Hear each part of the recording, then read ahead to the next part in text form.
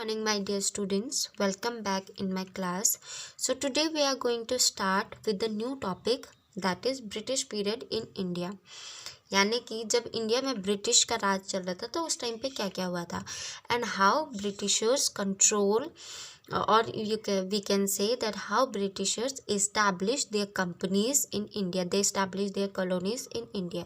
So by the end of the chapter you will able to understand that how they took control over India and how they exploited the people of India. Okay, and how they took control over India. So all these things we will learn in this chapter. So I'm going to start with the chapter that as you all know that Vasco da Gama was the first person who visited India.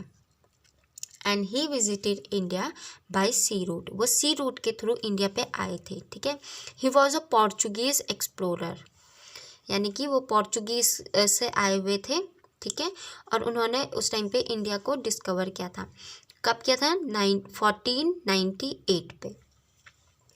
And new doors were open for merchants and traders in India and Europe. यानी कि जब Vasco da gamma India में आया था तो एक तरह से हमारे इंडिया के लिए एक नया ट्रेड डेवलप्ड होना स्टार्ट हो गया था. दरवाजे खुल गए थे बाहर देशों के साथ ट्रेड करने के लिए.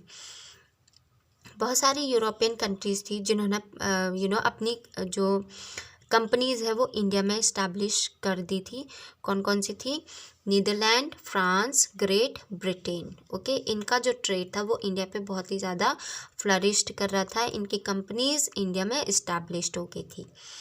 उसके बाद क्या हुआ? 1600 CE में, CE मैंने आपको पहले ही समझा रखा है, कॉमन एरा. ठीक है.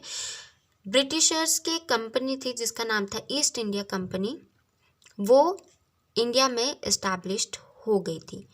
और इंडिया के बीच में और इस कंपनी के बीच में बहुत ही अच्छा ट्रेड चल रहा था. और धीरे धीरे ईस्ट इंडिया कंपनी ने इंडिया के ट्रेड में पूरा कंट्रोल गेन कर लिया था. ठीक है. The British emerged victorious and went on to control most of the trade in India and finally established a colonial empire in the Indian subcontinent. फिर क्या हुआ? धीरे धीरे ब्रिटिशर्स और इंडिया के बीच में ट्रेड अच्छा हुआ तो ब्रिटिशर्स ने जितना भी इंडिया का ट्रेड था वो अपने कंट्रोल में कर दिया. ठीक है. अपने अंडर ले लिया और धीरे धीरे इंडियन सब कॉन्टिनेंट में उन्होंने अपना फाइनली ट्रेड जो है वो इस्टेब्लिश कर दिया था. ठीक है. ये थी शुरुआत, यानी कि how Britishers came to India. How they came to India? First Vasco da Gama came to India in 1498. So new doors were opened between Indian merchants and the Britishers, or you can say new doors were open for the European countries to have trade over India. Okay, then a new company came, that is East India Company. So the bond of trade between India and East India Company was flourished हो रही थी उस time पे. And this east India company took control on trade in India. पूरा control ले लिया था and they established new colonial empires in the Indian subcontinent. After that, what happened?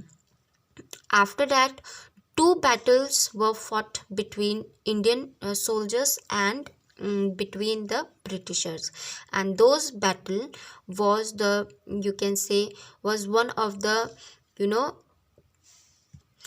great battles which were fought between Indian people and the Britishers, and British took control over India. They took control over India. They were succeeded to have a control over India. So let's start with the topic Battle of Plassey and Battle of Buxar. So my dear students, as it is saying that British first arrived in Surat in Gujarat and started trading cloth and spices. Gradually they established trading center in Bombay, Madras, and got permission from Mughal rulers to conduct trade in Bengal too. अब क्या हुआ, गुजरात से उन्होंने trading start कर ली थी, और उन्होंने अपना जो ट्रेडिंग सेंटर्स थे, उन्होंने बॉम्बे में एंड मद्रास में उन्होंने इस्टेब्लिश कर दिए थे। अब बारी थी हमारी ब्रिटिशर्स की ट्रेड करने की बंगाल में। तो उन्होंने मुगल रूलर से परमिशन ली, जो उस टाइम पे बंगाल में क्या कर रहे थे, रूल कर रहे थे, ठीक है।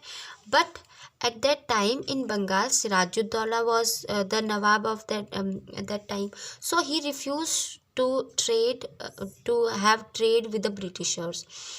Then what happened? Battle of Plassey took place. Battle of Plassey took place in 1757. 1757 में बैटल ऑफ प्लासी हुई थी, किसके बीच में, between the nawabs army and the Britishers.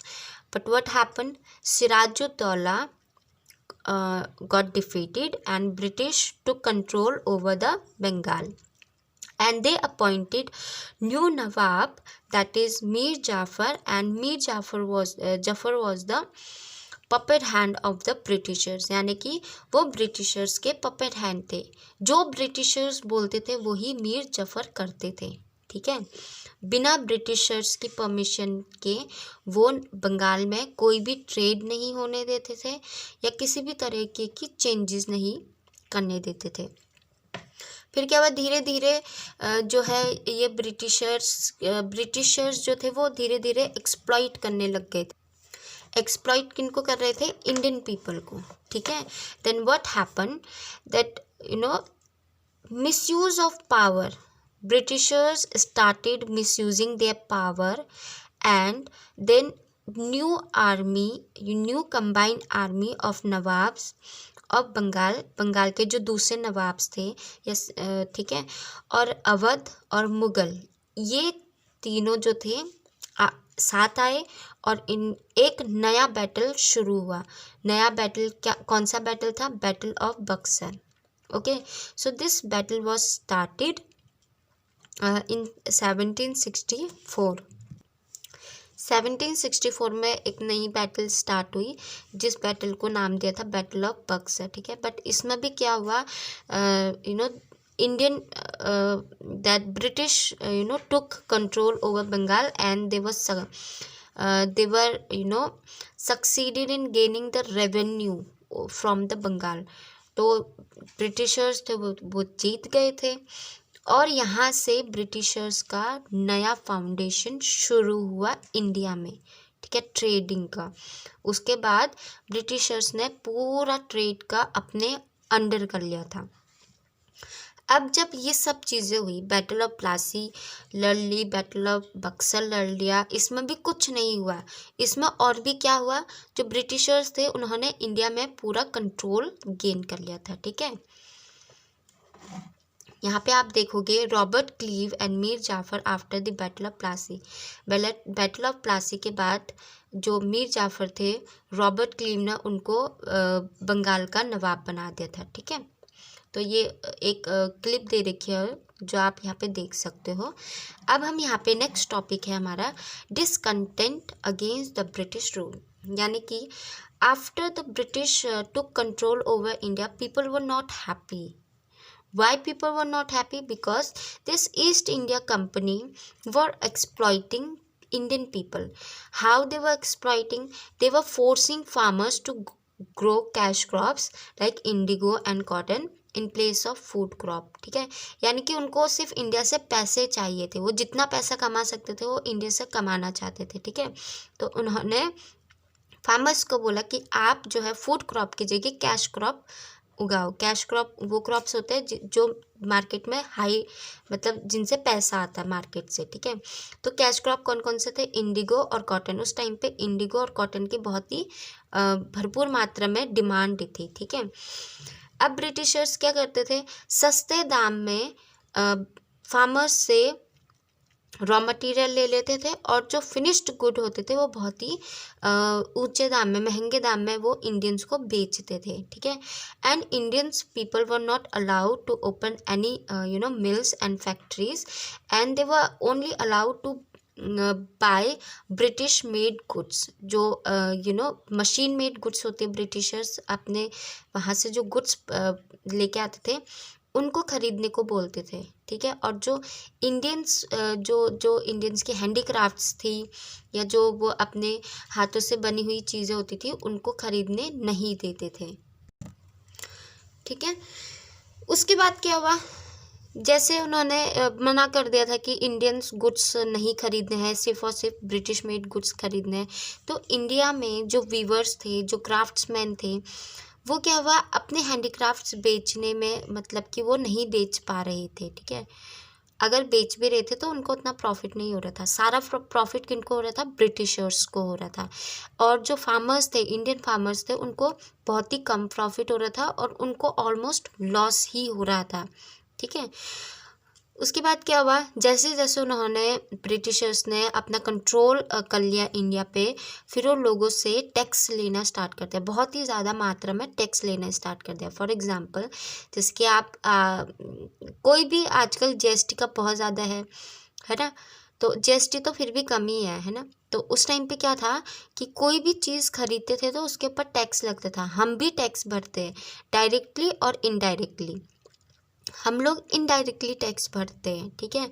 अब आप पूछोगे कि मैम इनडायरेक्टली कैसे टैक्स भरते हैं। फॉर एग्जांपल अगर हम कुछ भी चीज़ खरीद रहे हैं, ठीक है, जैसे हमने ब्रेड खरीदी, तो ब्रेड अगर सपोज 10 रुपये की है तो हम वो 12 रुपये में ख़रीदते हैं, तो 2 रुपये उसमें हमारी तरफ से इनडायरेक्ट वे में टैक्स जाता है गवर्नमेंट की तरफ, गवर्नमेंट को, ठीक है।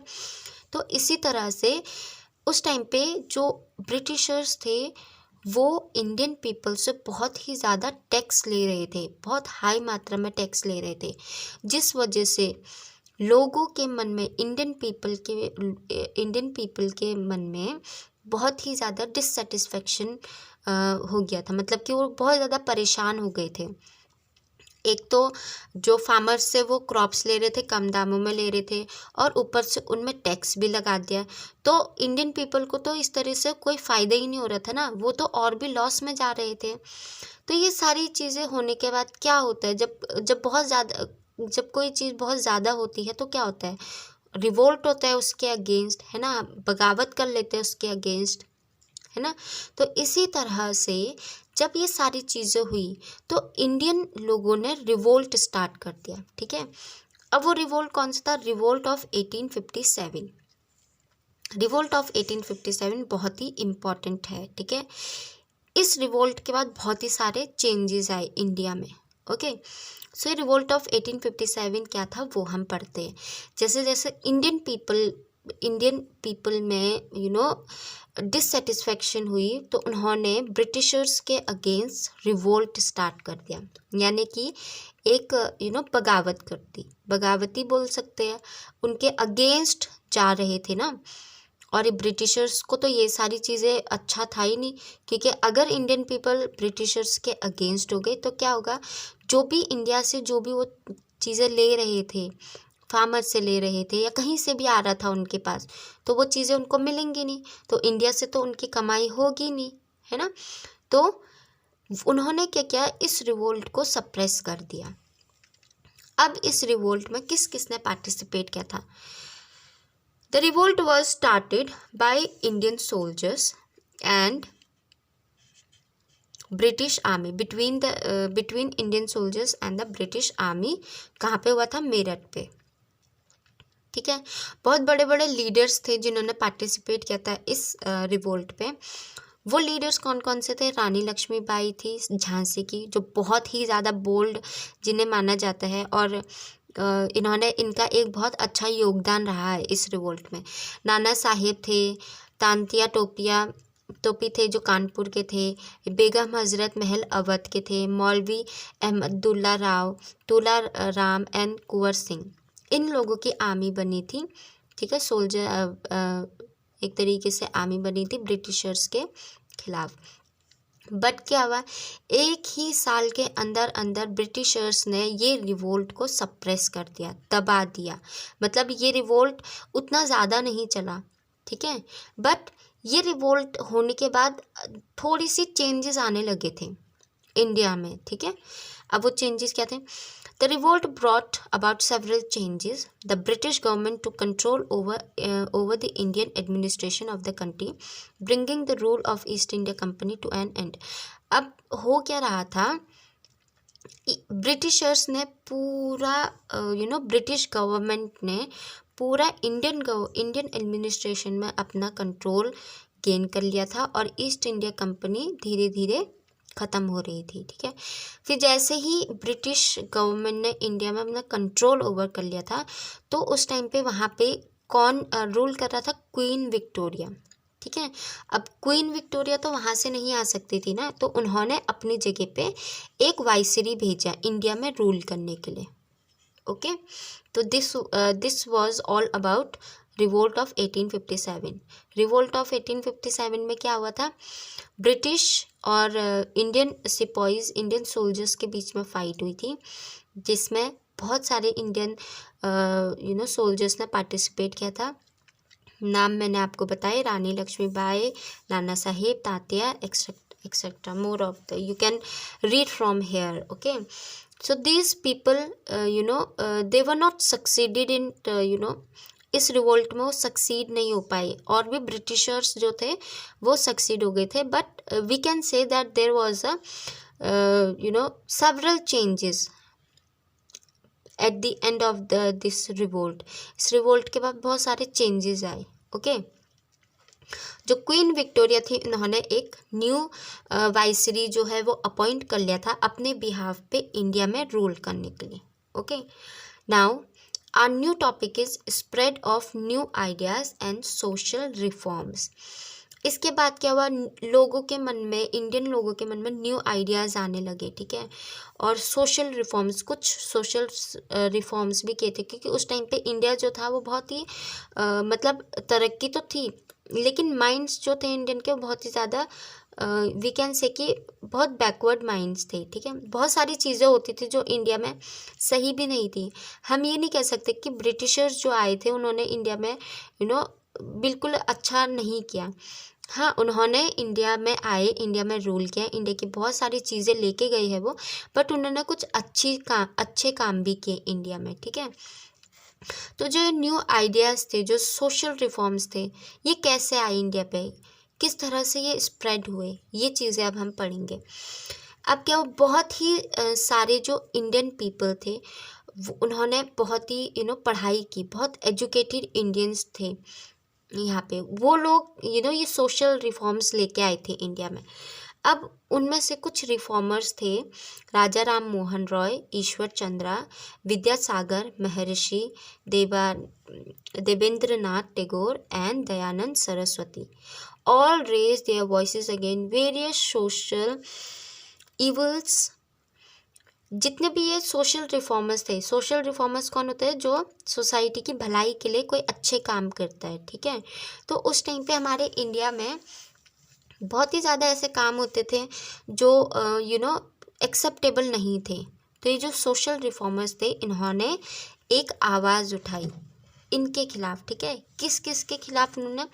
जैसे कि छोटे बच्चों की शादी कर दी जाती थी, कास्ट सिस्टम था, फीमेल इन्फेंटिसाइड्स एंड सती। तो ये जितने भी इनमें चेंजेस आए हैं। आज अगर इंडिया इतना डेवलप्ड है, इतना वुमेन एम्पावरमेंट बोलता है कि विमेन की एम्पावरमेंट को ज़्यादा बढ़ाता है, तो ये सब किनकी देन है? We can say that all these things have been done by these social reforms, like Raja Ram Mohan Roy. आप यहाँ पे देख सकते हैं राजा राम मोहन रॉय, ठीक है। Then we have Ishwar Chandra, Vidyasagar, Maharshi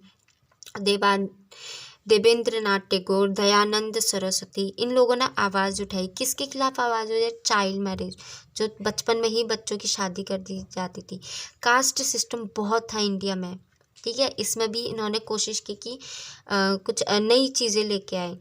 female infanticide, female infanticide होता है कि पेट में जो बेबी होता है वो पेट में ही या तो मार दिया जाता है या तो फिर उनको अबॉलिश कर दिया जाता है। सती, अब सती सिस्टम एक उस टाइम पे ऐसा सिस्टम था जहाँ पे वुमेन को उनके हस्बैंड के उसमें जला दिया जाता था. Okay, we can say that all these things were, at that time these things were performed. तो इन सब चीज़ों में इन लोगों ने, सोशल रिफॉर्मर्स जो थे, इन्होंने काम करना स्टार्ट किया, लोगों को जागरूक करना स्टार्ट किया. ठीक है. They also encouraged education for women and were in favour of window remarriage. अब उस टाइम पे क्या होता था, जैसे विडो रिमैरिज भी इन्होंने बहुत ही ज़्यादा प्रैक्टिस की, और इन्होंने कहा कि जो वुमेन है उनको भी पढ़ना चाहिए. ज़रूरी नहीं है कि मेन ही पढ़ेंगे, वुमेन्स को भी पढ़ना चाहिए. और अगर एक विडो है तो उसकी दूसरी शादी हो सकती है. ठीक है. जैसे कभी क्या होता था, छोटे में किसी लड़की के हस्बैंड की डेथ हो जाती थी, तो पूरी ज़िंदगी भर फिर अपने हस्बैंड की ही विडो बन के रहती थी. ठीक है. पर इन्होंने इसके खिलाफ भी आवाज़ उठाई. क्या आवाज़ उठाई कि मतलब उनकी रिमैरिज होनी चाहिए. ओके.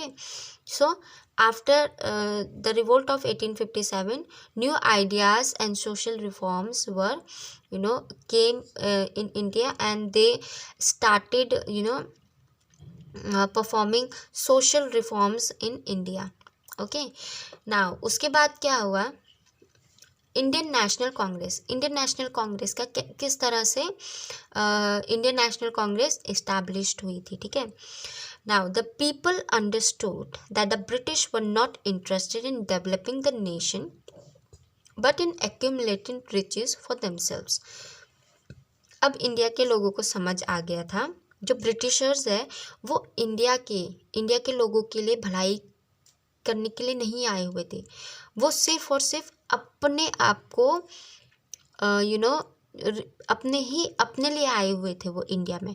यानी कि हमारे नेशन को वो डेवलप नहीं कर रहे थे, वो सिर्फ अपने नेशन को डेवलप कर रहे थे. यहाँ का सारा पैसा, यहाँ का जो कुछ भी था, वो सिर्फ अपने देश में ले जाके अपने लोगों की भलाई कर रहे थे, इंडिया के लोगों की भलाई नहीं कर रहे थे. 1885 में क्या हुआ, A.O. Hume founded the Indian National Congress. A.O. Hume ने इंडियन नेशनल कांग्रेस का इस्टेब्लिश्ड की उन्होंने. ठीक है. He was the founder of this Indian National Congress. और इनका एम क्या था, it aimed at involving the educated Indians in the countries administration. इन्होंने कंट्री में नया एडमिनिस्ट्रेशन स्थापित करने की सोची थी, और इन्होंने सोचा था कि जो न्यू एजुकेटेड पीपल हैं इंडिया के, जो समझदार लोग हैं, वो इस चीज़ में अपना कंट्रीब्यूशन दे सकते, अपना खुद का एडमिनिस्ट्रेशन बनाने में कंट्रीब्यूशन दे सकते. ठीक है. तो उस टाइम पे बहुत सारे ऐसे लोग थे जिन्होंने इंडियन नेशनल कांग्रेस के मेंबर बने थे. वो कौन कौन थे, दादा भाई नरोजी,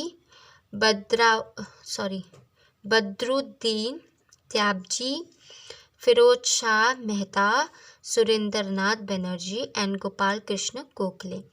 ये कुछ प्रोमिनेंट मेंबर्स थे जिन्होंने अपना योगदान दिया है इंडियन नेशनल कांग्रेस में और इंडिया के एडमिनिस्ट्रेशन को बढ़ाने में. ओके. आप यहाँ पे देख सकते हो, दादा भाई नौरोजी की पिक्चर है, आपके बुक में भी है. सो this was all about the British rule in India. So in this chapter, my dear students, we have learned that how how Britishers came to India, and how they took control over India, and how Indian people fought against British people. कैसे उन्होंने Britishers के ख़िलाफ़ लड़ाई की, और जो new social ideas आए थे, सोशल रिफॉर्मर्स जो थे, उन्होंने किस तरह से child marriage, caste system, female infanticide, window remarriage, इनको बढ़ावा दिया कि ये चीज़ें नहीं होनी चाहिए. ठीक है, इंडिया में. और कैसे इंडियन नेशनल कांग्रेस का फाउंडेशन हो, कैसे बनी Indian National Congress. Okay. So this was all about your chapter, my dear students. I hope you understood whatever I have taught you. If you don't understand, please go through this video again and try to understand the chapter. If you have any query, any question regarding this chapter, you can write in the comment box. I will try to solve your queries. For the time being, thank you and Jai Hind.